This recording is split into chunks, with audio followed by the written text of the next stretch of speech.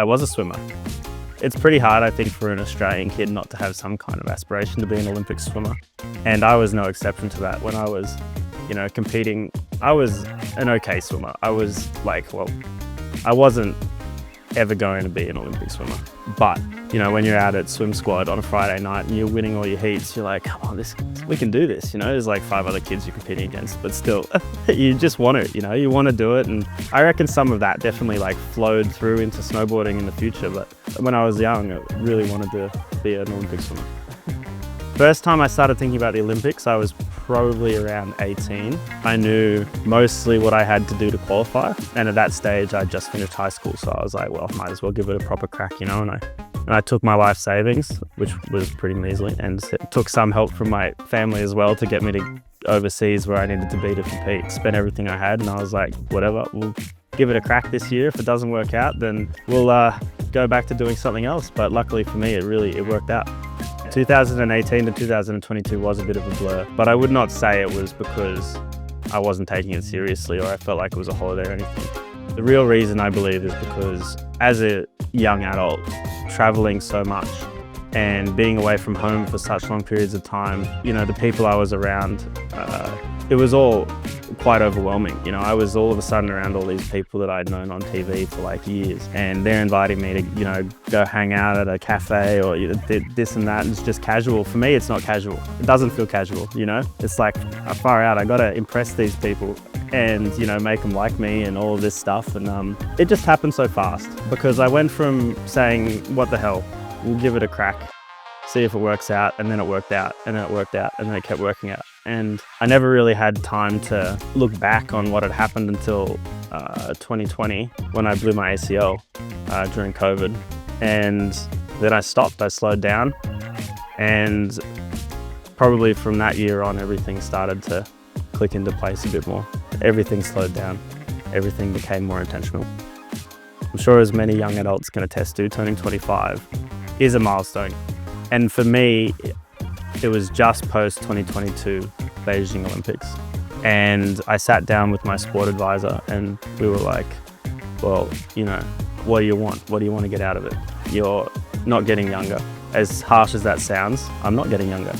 And she asked, what do you want to get out of this? What do you want to do with this? And I said, well, I want to win. And everything I did from then on was like more intentional. And I knew why I was doing it. And I understood the reasons why it was going to improve my snowboarding.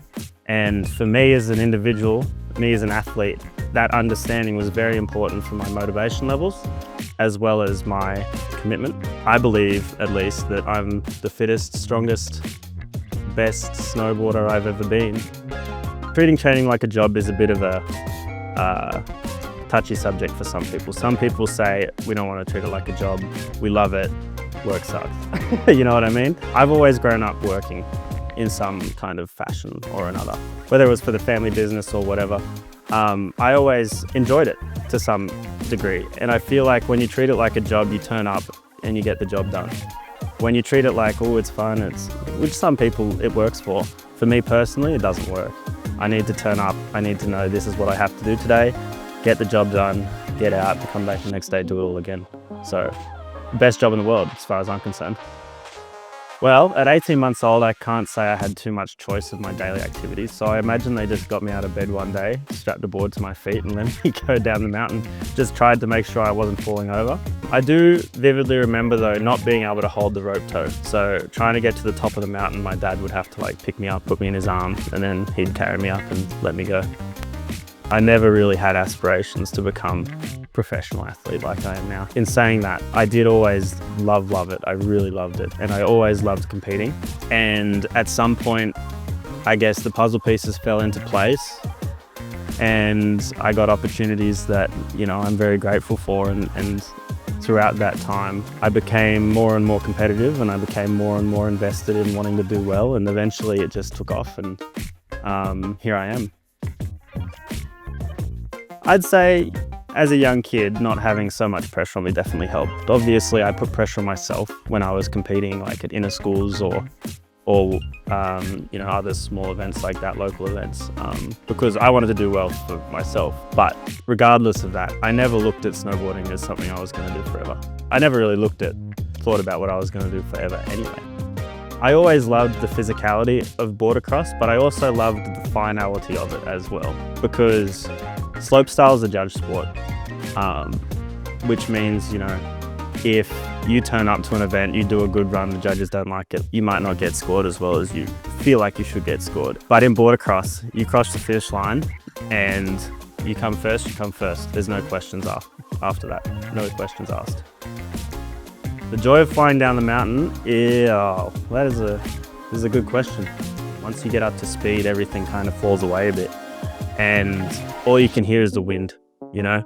You can hear the wind blowing past you and you can feel the vibrations in the snowboard, and not a lot of people get to experience it. Obviously, you can strap on a snowboard and go down a hill as fast as you want, but to be in control and to be so comfortable and confident in your own ability to be able to like ride that fast off features that we ride off, it's really something special. If I didn't feel like the snowboard was an extension of my body, a part of my body, it probably wouldn't feel right. You have to trust it 100% to be able to make some of the turns and do some of the things we do. No surprises.